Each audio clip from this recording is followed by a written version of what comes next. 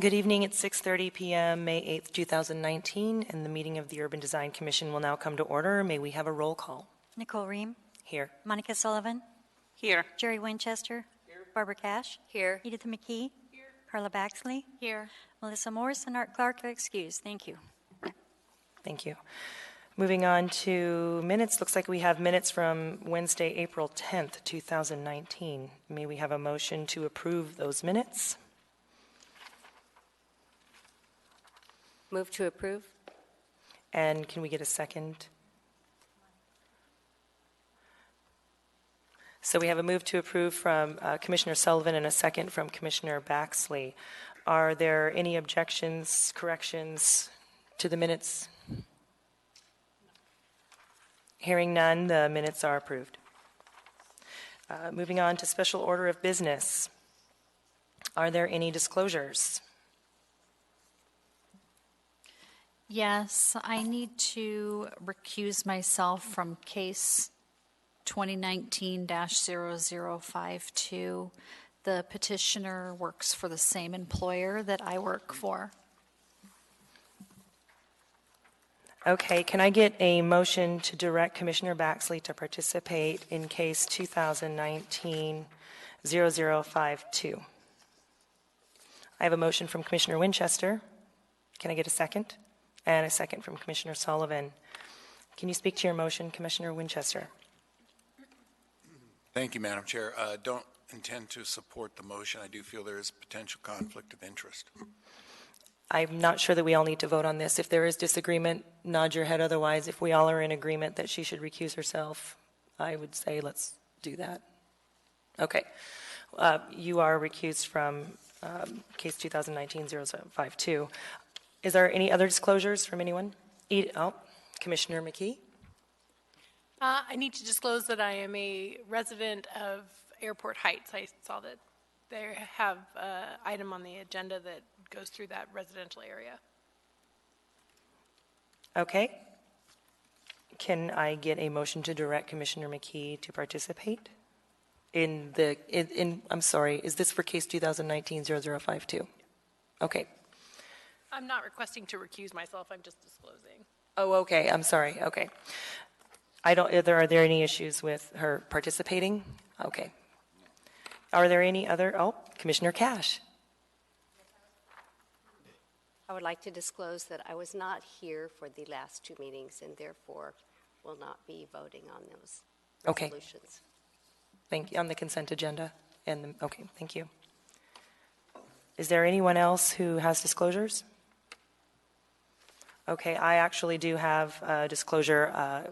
The petitioner this evening is a client that I am managing on another project entirely. I have no financial interest in this project, but I do manage R&M under other contracts. So can I get a motion for me to participate? This is an odd one. Okay, Commissioner Winchester and Commissioner Sullivan is a second. Can you speak to your motion, Commissioner Winchester? Yes, I would like to have a commissioner participate. Thank you. Any objections to that?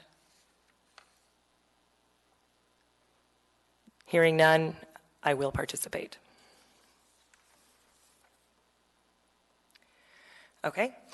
Moving on to the consent agenda.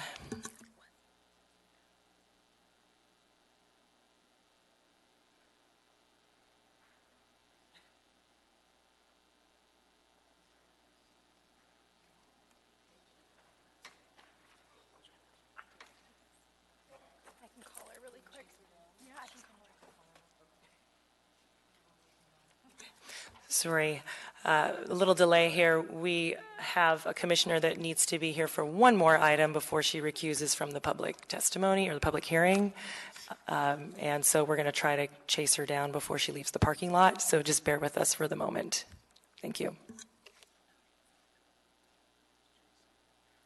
Hi, Carla. We need you to come back for the consent agenda. Yeah.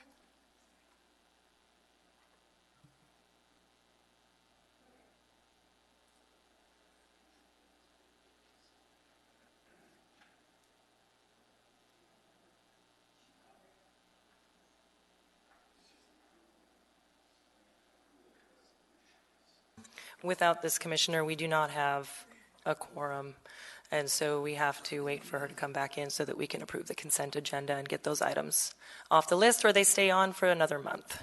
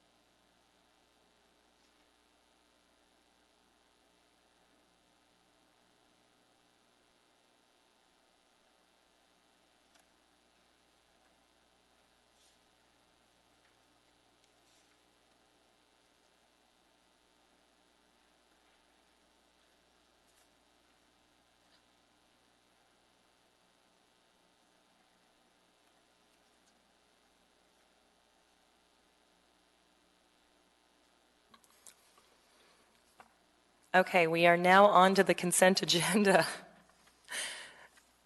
May we have a motion to approve the consent agenda? I have a motion from Commissioner Winchester and a second from Commissioner Sullivan. Would anyone like to pull an item from the consent agenda? No. Hearing none, the consent agenda is approved.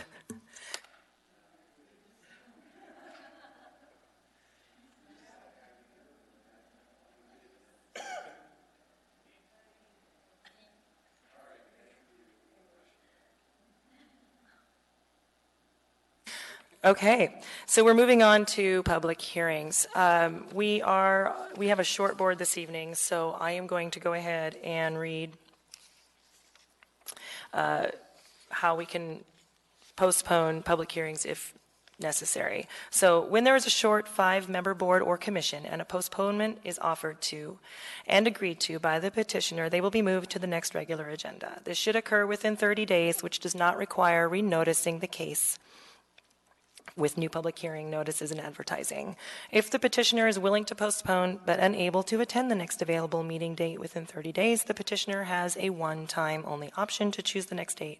Certain he or she can attend at no extra fee. When a postponement is requested by the petitioner, there is a rescheduling fee per AMCR 2120.007.a, and a new public hearing date shall be determined by the planning department. This will put their case in the next available cutoff date queue as if they were submitting their case for the first time. Can the petitioner please approach and let us know if they would like to postpone or continue this evening? And would you please state your name and spell it for the record? Through the chair, my name is Juan Lee. It's spelled V as in Victor, A-N, and last name is L-E. And I'm with R&M Consultants representing the Parks and Recreation Department. We would like to proceed with the public hearing tonight. Thank you.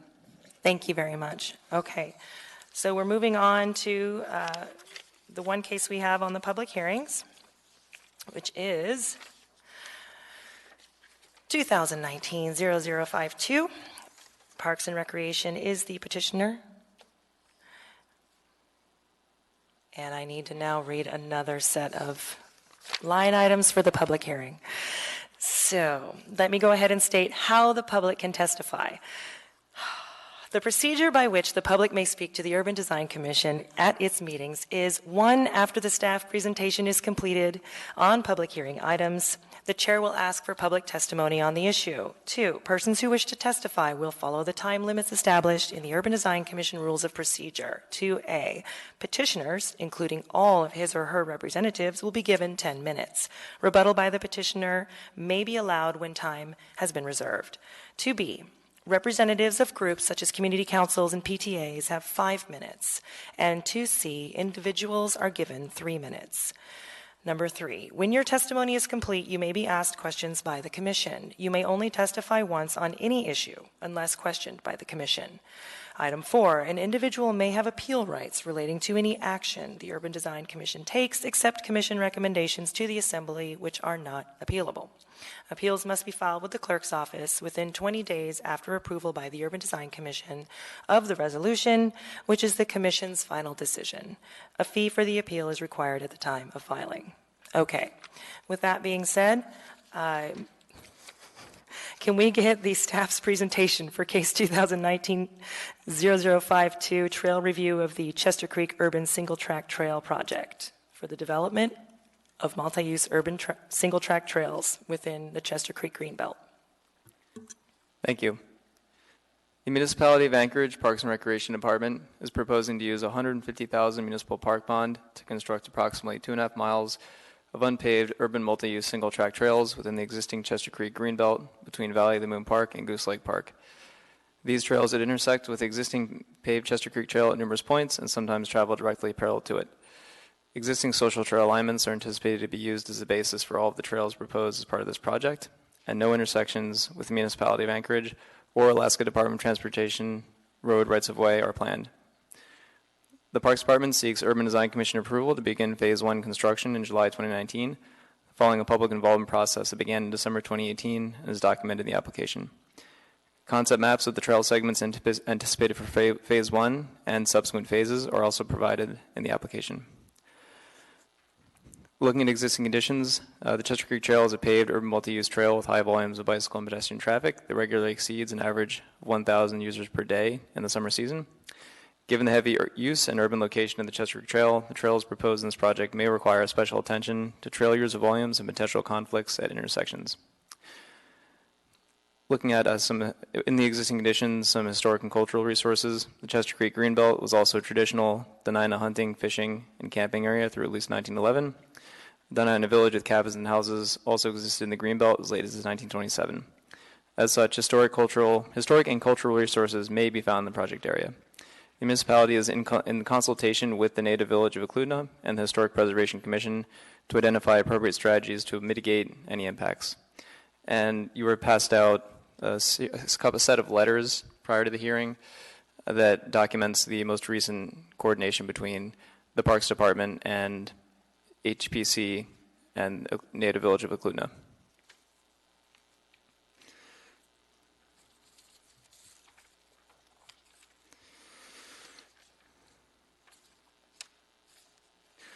So, examining the proposed design standards, a single-track trail is typically a narrow trail used for recreational mountain biking. However, the urban single-track trails in this project are in fact intended to serve as urban multi-use trails that will accommodate bidirectional travel for all non-motorized users. As such, these trails are proposed to be wider and smoother than traditional single-track trails with grades of less than 12%. The proposed typical trail cross-section provided cites a tread width range of 2 to 7 feet and a clear zone on either side between 2 and 2.5 feet. Given the urban context and multi-use focus of the trails in this project, the Parks Department proposes the tread width to be about 5 feet wide. These trail standards are based on the Class 4 trail standards outlined in the 2011 Far North Bicentennial Parks Trails Plan, which the Parks Department is using in the absence of comprehensive unpaved trail standards in the Design Criteria Manual. Based on the materials provided, intersections with the existing Chester Creek Trail are proposed to occur frequently. The high volumes of traffic will make intersection treatments important, particularly since the proposed trail improvements can be expected to increase user volumes and could create new conflict points between different types of recreational uses. The Parks Department has identified a range of possible intersection treatments and standards to mitigate these conflicts, but it's not clear which treatments will be used where at this point. The maps provided in the application also do not clearly show where the trail crossings or reentry to the paved Chester Creek Trail will occur versus where parallel alignments are proposed. For these reasons, a condition of approval for this application is for PRD to work with the non-motorized coordinator at the municipality's Project Management and Engineering Office on final trail alignments, crossings, and intersection treatments. Looking at conformance with relevant plans, there are two plans. First, the 1997 Area-wide Trails Plan. The Area-wide Trails Plan briefly discusses mountain biking, but does not have a lot to say on the topic. All the proposed trails in this project would be classified as natural trails per this plan. The plan does not outline guidelines for the location or design of natural trails in Anchorage Bowl, but this project is consistent with several of this plan's objectives and policies.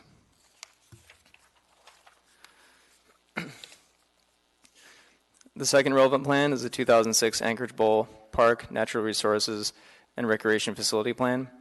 And this designates most of the Chester Creek Greenbelt as natural resource use areas, specifically identified as preservation areas and conservation areas.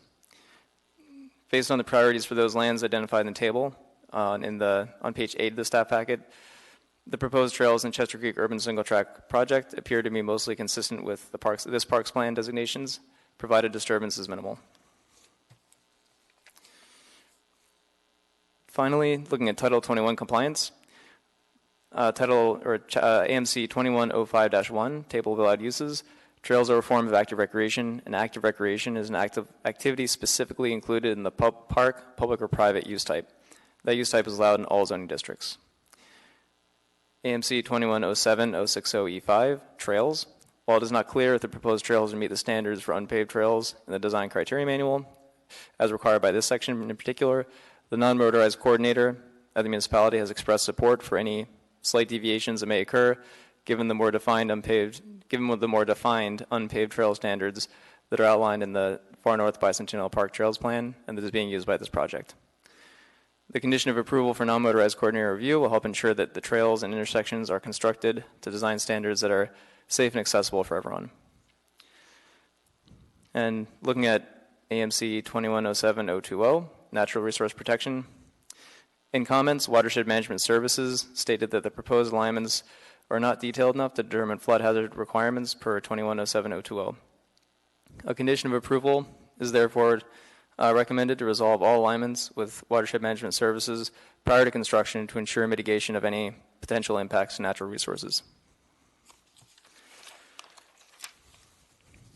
With that being said, the department recommends the approval of the Chester Creek Urban Single Track Trail Project, subject to the conditions on page 10 of the staff report. Thank you. Thank you. Are there any questions of staff?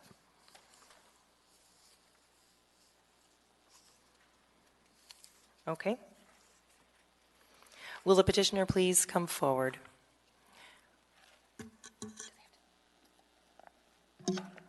And state your name and spell it.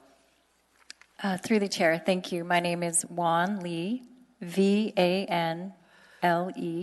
I'm with R&M Consultants. Okay. My apologies. And if you'd like any time for rebuttal, Yes, please. how many minutes would you like? Can I have the full 10? You have 10 minutes for presentation. You can have some of that for rebuttal. Okay, thank you. That will work. So how many minutes do you want out of the 10 for rebuttal? Let's go with 7. Okay. Thank you.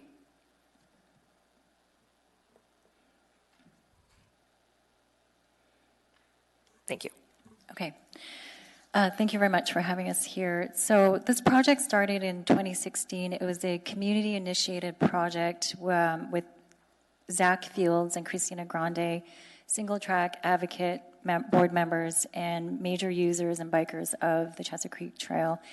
The initiative project got community council support and then got it on the bond. It was sponsored by Representative Chris Constant.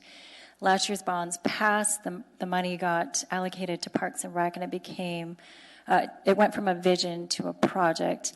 We initiated community outreach, a series of site visits last fall, had our community meeting in January, and had a lot of positive interest in this project, mostly because people want to see more activation in the Chester Creek Trail to make it safer.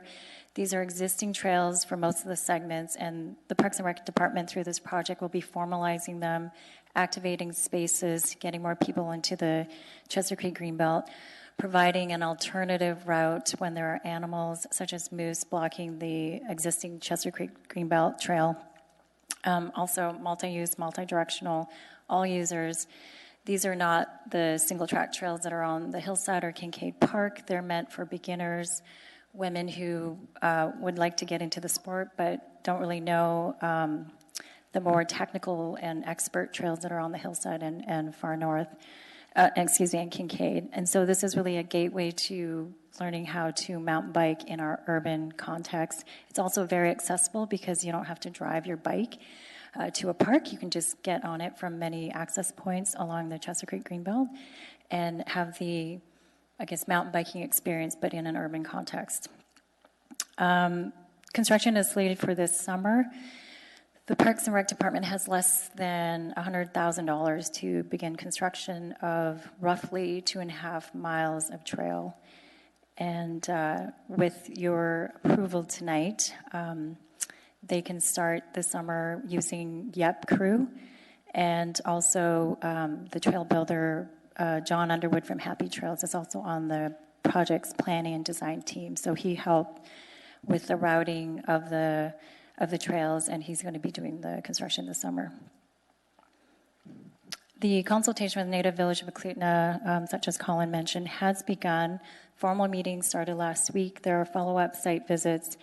The letter you have before you summarizes the findings from last week's site visit, and for the most part, the first several segments of the trail, there are no visible evidence of Dena'ina artifacts, but we are keeping coordination with Native Village and the Historic Preservation Commission so that they can help throughout the project to make Thank you. Can you repeat the last sentence there? My apologies. You got cut off. Sure. I was saying that the consultation will continue with the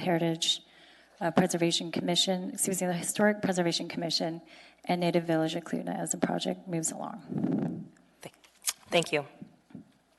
Are there questions of the petitioner?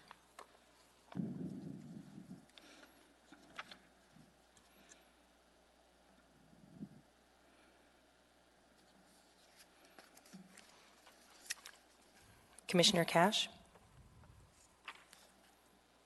Thank you. Hi, I have one question regarding the issue of public safety. As I read through the packet, I got a fairly interesting picture of what it can be like in that area of the Greenbelt, and one of the primary concerns would be safety. So I see a little bit of a conflict between the natural trails being constructed without lighting, and I wondered how you are going to help mitigate that or promote public safety in times of darkness. I mean, throughout the winter when we have so much darkness. Thank you. Through the chair, that's a very good question. Public safety is actually the #1 concern for Parks and Recreation as well. And for the most part, they are formalizing the informal trails that are already existing along the Greenbelt. A lot of them are adjacent to the existing lighted pathway along Chester Creek. And in areas where they are not, clearing so that there's visibility from the existing Chester Creek Trail is part of the project. Clearing so that there's visibility from the existing trail. And also the idea of getting more users out into the park. Most of the people who use, the trail in the winter, if they're cyclists, they usually have light and really reflective clothing. There's going to be new signage as part of this project. People are already using these informal trails, but the new signage, wayfinding, will actually add to the safety of the trail.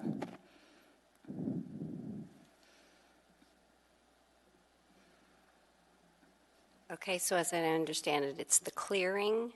There's clearing. And yet that conflicts a little bit with leaving it natural to a degree, but so we're relying on the clearing being sufficient to have the other lighting illuminate this area as well. Okay, Correct. Thank you. Commissioner McKee? Thank you. So actually, I have a follow-on question to Commissioner Cash's. I'm looking at Figure 4 in the packet that we've received, and it shows the Phase 1 construction cutting through the middle of an area that's heavily treed, and you're saying that the intention is to clear all of these trees so that there's visibility?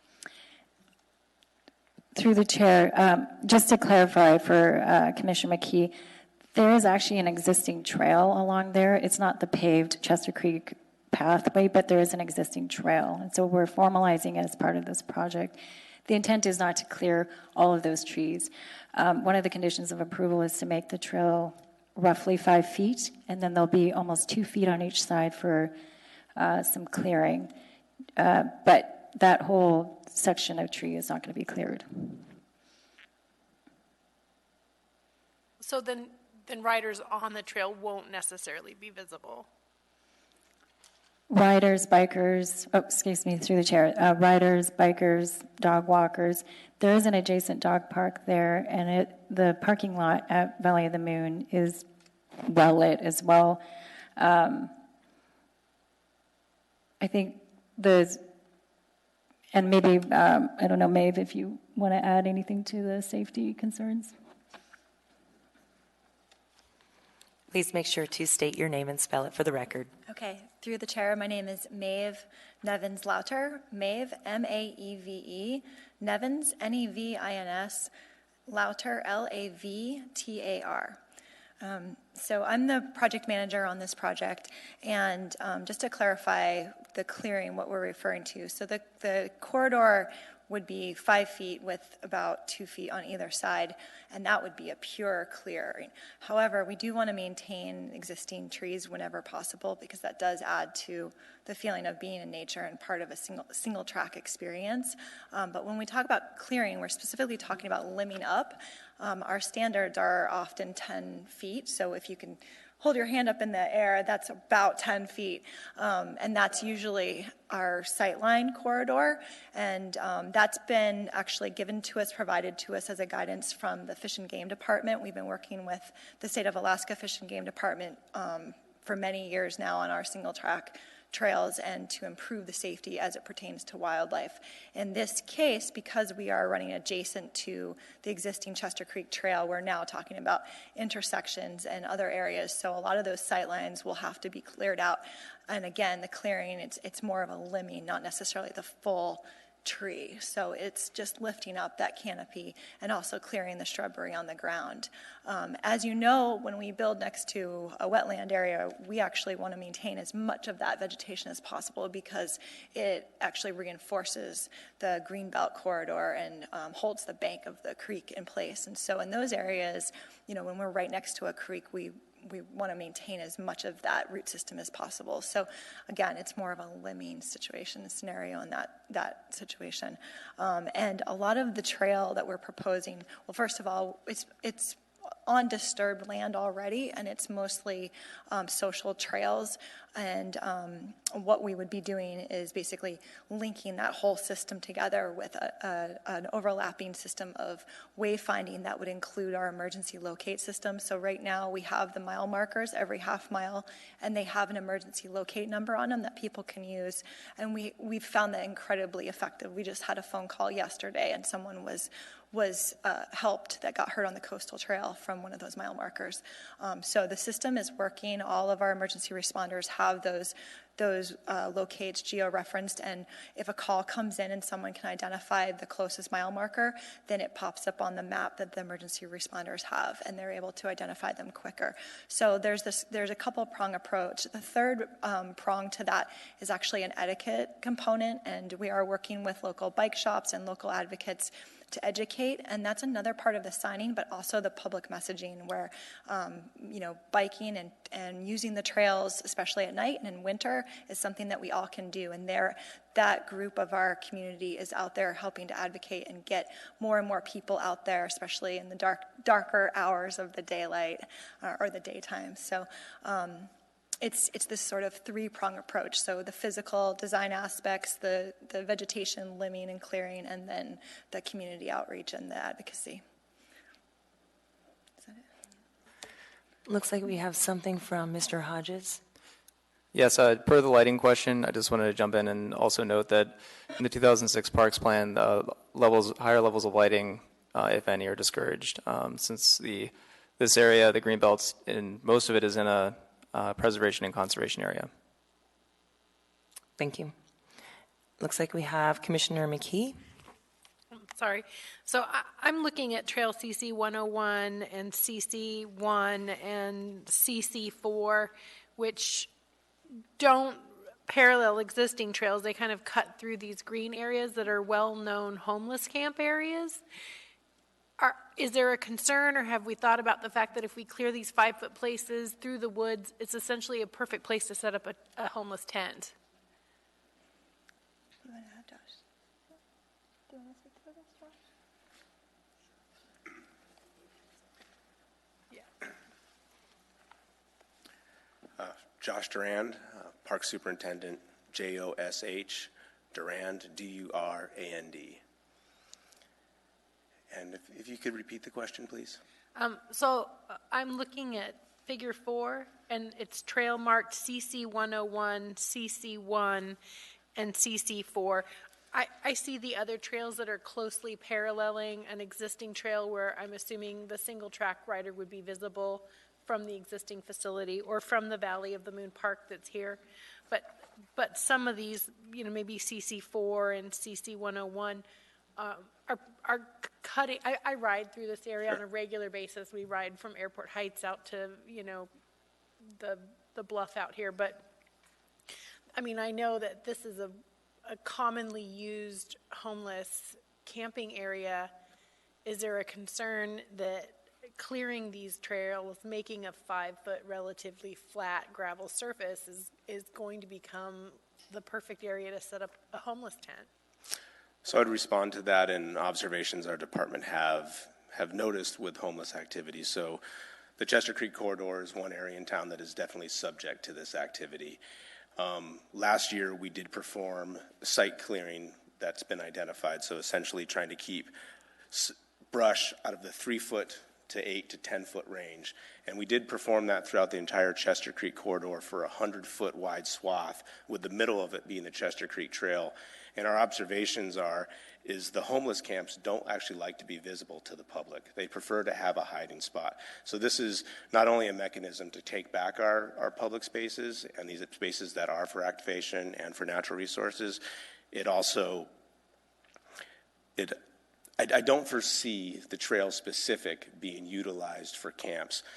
The social trails, the Chester Creek Trail, all of that infrastructure that exists there now is used for homeless campers to navigate their way through Anchorage, and we do anticipate that to continue, but we don't anticipate this actually becoming camping locations based on observations.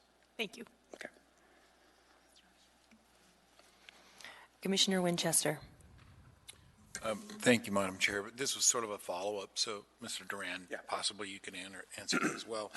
And that has to do with the level of security. The more trails we have, there's a double-edged sword. Obviously, more people on the trails, using the trails means hopefully more safety, but more trails also leads to more obscure places where people are going to have that problem.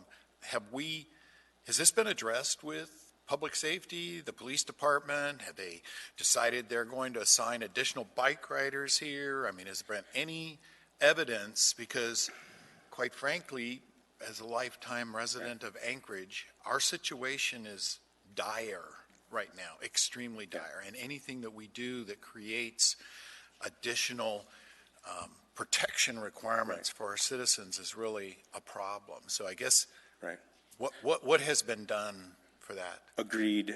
We have numerous conversations with APD. Some of the ways that they help us in this situation, especially for the summer months, is they do use their student resource officers. They have them actually out on mountain bikes for the entire summer, and these are the exact places that they do patrol. Okay. We do recognize that the more trail, the more recreational opportunities, there's more opportunities for accidents, things to happen, because there's that many more people out there doing that.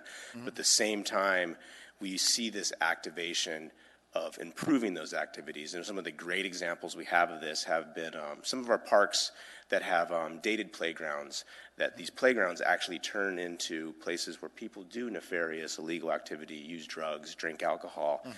And the way that we have combated that is investing in these same places and creating new spaces, working with the public to see what the public wants to see in these spaces to assure that we do have activity. And there's been a lot of initiatives that have happened in different communities throughout Anchorage, where it's essentially a Take Back Our Park program. And this activation does work. We can't say for sure that from a trail perspective that we're going to get the same results that we get with the playground, with the moms with the cell phones there. But activation works. It's what our parks and trails are for. It's why many of us live here in Anchorage, and we all have that right. And this is a way to make things better. Yeah, I just would like to see even signage or, report this or things, because to encourage the public to report and stay on top of these situations, because the more that we create, the more places we have. And our team frequents all of the community councils and times, and there's often APD representatives there. And one of the things that they really do push to the community is reporting everything, because then APD knows where these problems are, and they pay attention to all those reports. And another point that I think is relevant is these trails exist now. These trails are used by people now. This action, this formalization of it, these trails will have a name. The line work will be available to everyone within emergency services. Again, there'll be the locators there. So, yes, we're going to have more people there, but now we'll have a mechanism in place when an issue does come up, and something will come up. Hopefully it's not criminal in any type of way. It's more like someone crashing and they hurt their ankle or of that nature. But the mechanism will be in place to assure that emergency services can get there as soon as possible. Thank you. Yep. Commissioner Sullivan? Well, I truly believe that this is the best to fight crime. I mean, it's like if you read the crime prevention through environment design guidelines, I mean, it says that natural surveillance is a design strategic that is directed at keeping intruders under observation. So it says natural surveillance is the placement of physical features or activities and people that maximizes natural visibility and observation. So at this point, I think it's the best that we get out there, and that it's like the parking garage in front of my office. It's a place where it's a lot of crime going on. And if we remove from the parking because I don't want to be there, then it's going to get worse. So we must continue just out there. That's why big cities feel safer. Even if there's a lot of stuff going on, there's more people in the street. So I think it's a great project.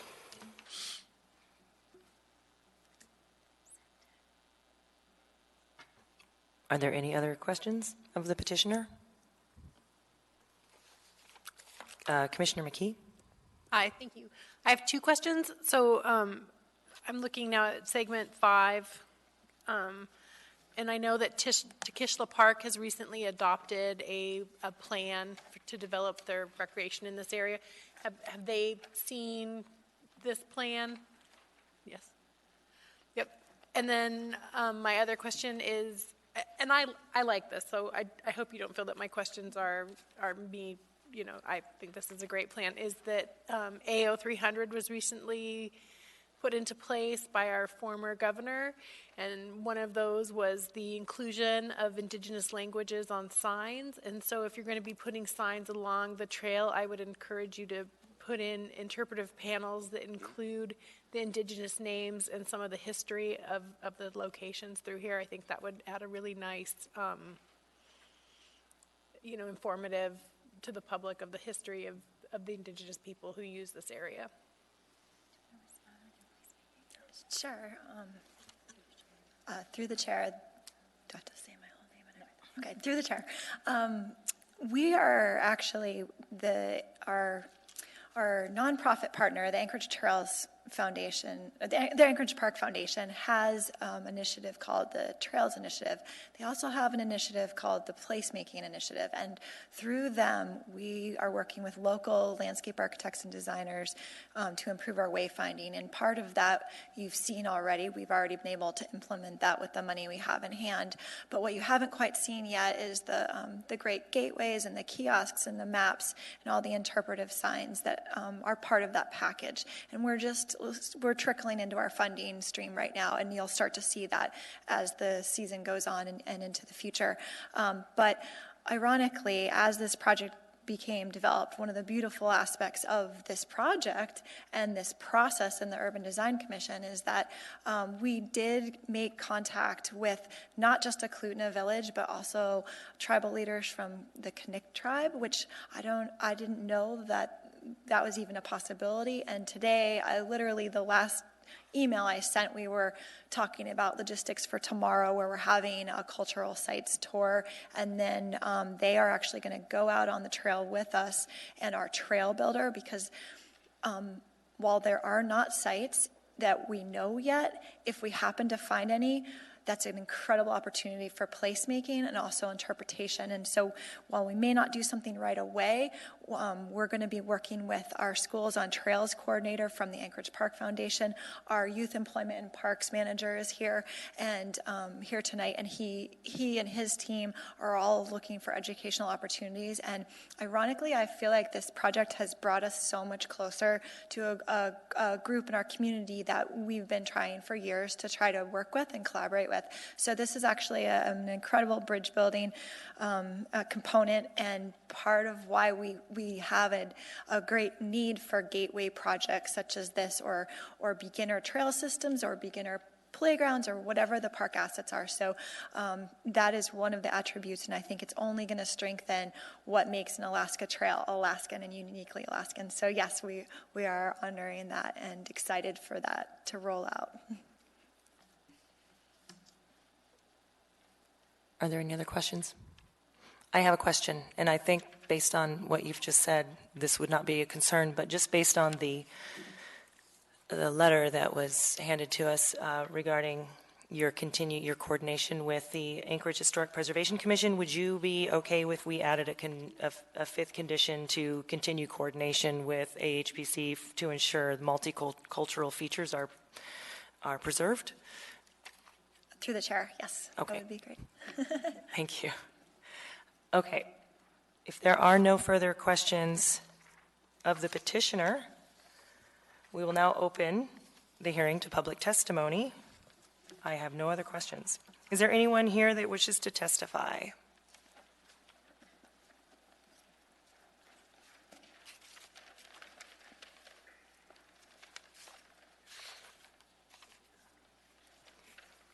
Reminder, you have 3 minutes, and if you can please state your name and spell it for the record. Okay. Thank you. Through the chair, my name is Christina Grande. It's CHRISTINA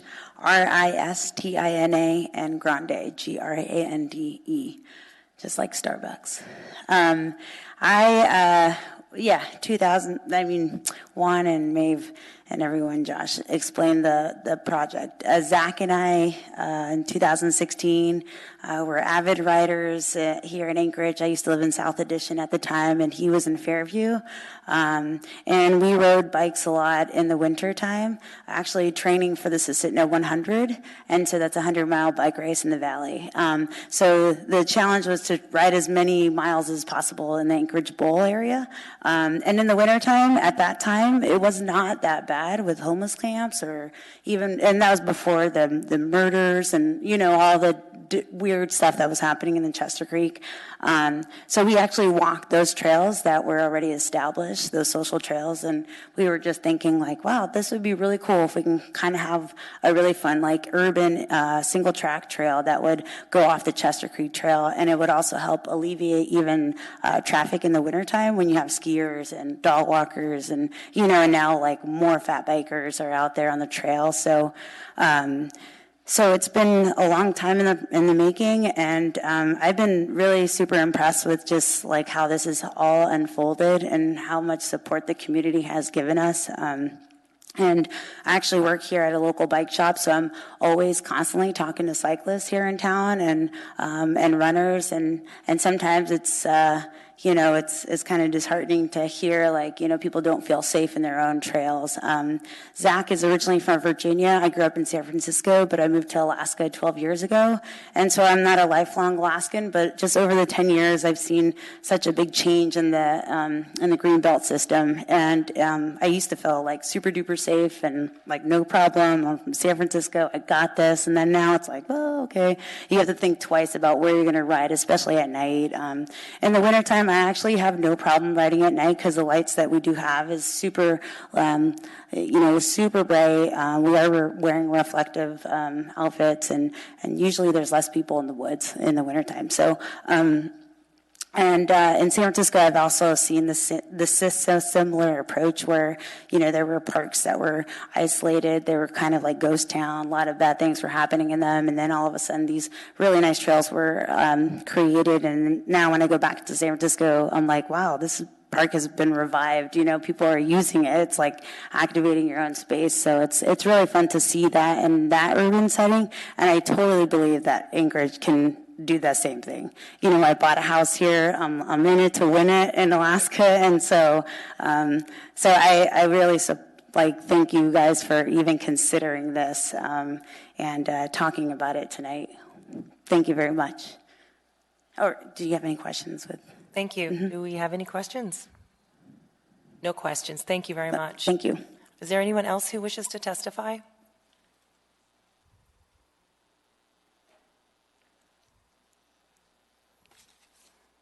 Okay.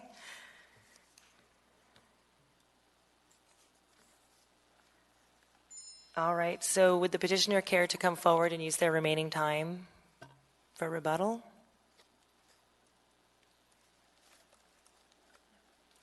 No, there's no, okay. Unless there are no more questions for the petitioner, right, okay. Okay, the public hearing is now closed. May we have a motion?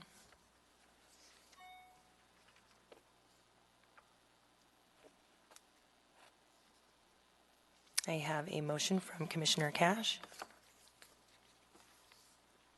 and a second from Commissioner Winchester. Commissioner Cash, would you please speak to your motion? Or state your motion, my apologies. Please state your motion. Yes, I move to approve this petition, or this is an application. As stated by the petitioners, and will support this because they have certainly done research and... Okay, let's just go ahead and pause for one moment.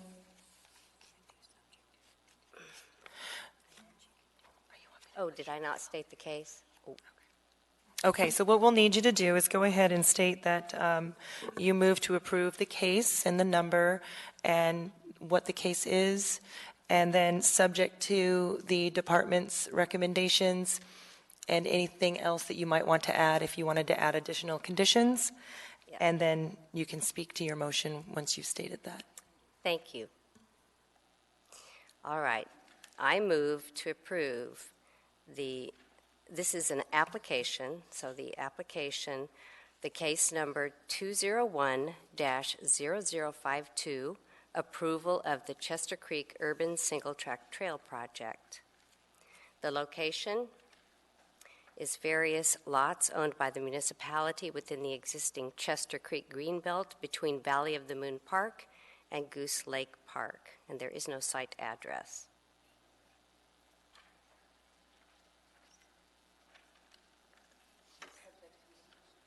Yes, pardon me, I'm sorry, I've been away a long time. Subject to the department recommendations as written on page, let's see, which one? 10 of the packet. All right. Which are: that trails shall be designed for safe bidirectional travel for multi-uses in an urban context based on the Class 4 trail standards contained in the 2011 Far North Bicentennial Park Trails Plan. Excluding clear zones, minimum trail widths shall be 5 feet, except in limited circumstances where a slightly narrower trail width, may be necessary to negotiate topographical constraints or intersection approaches. Number 2, prior to each phase of construction, resolve trail alignments, widths, intersection locations, and intersection treatments with planning and the non-motorized coordinator. 3, prior to each phase of trail construction, resolve trail alignments with planning and watershed management services to determine permitting and or mitigation requirements pursuant to 21.07.020, natural resource protection. 4, resolve the following with the Alaska Department of Transportation and Public Facilities, DOT and PF, A, potential design accommodations for future widening of A and C streets, specifically in regard to non-motorized facilities. B, possible DOT and PF reviews of final trail alignments. C, the need for an OAR application and/or bridge design approval if any work takes place within DOT and PF right-of-way. D, applicable bridge setback and hydrology requirements. And E, requirements for controlled access break requests. And if I recall, do I need to introduce number 5 at this point? No? They're saying yes and you say no. Oh. Would you like to do that? That would be fine. I mean, I'm happy. Okay. I have restated the case, yes. Thank you. Commissioner Winchester, would you care to speak to your second? I intend to support the motion, and we were going to add, right? Do we have to do it as an amendment, though, right? Now a separate vote? Or do you want to leave it? It's her motion. Yeah, let's leave it as suggestion. I'm going to support the motion as stated. Thank you.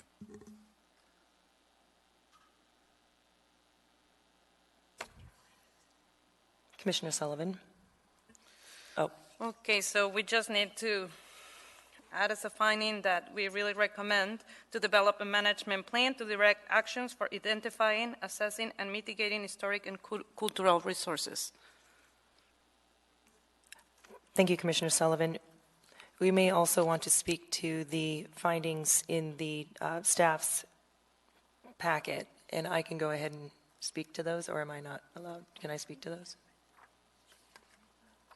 Did you want to speak to those findings in the packet, or would you like for me to do that? Okay. So I'd like to go ahead and just make sure that we get our findings of facts on record here.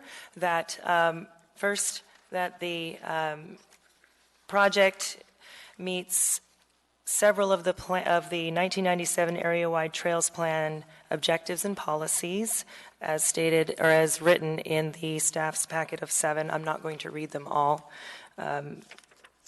Moving on to also, it meets the 2006 Anchorage Bull Park Natural Resource and Recreation Facility Plan.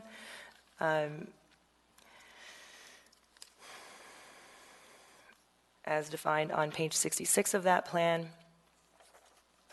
Also, this is in compliance with Title 21 based on 21.05-1 Table of Allowable Uses. This use type is allowed in this zoning district.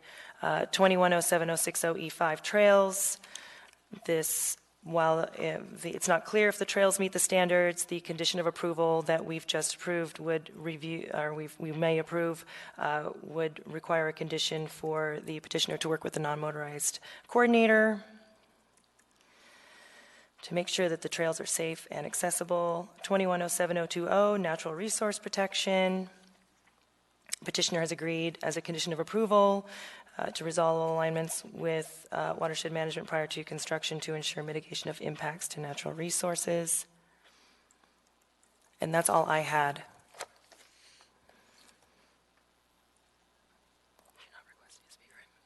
Okay. Okay, now,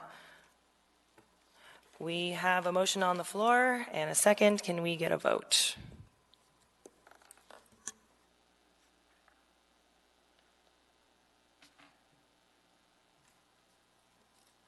Okay, looks like the motion passes.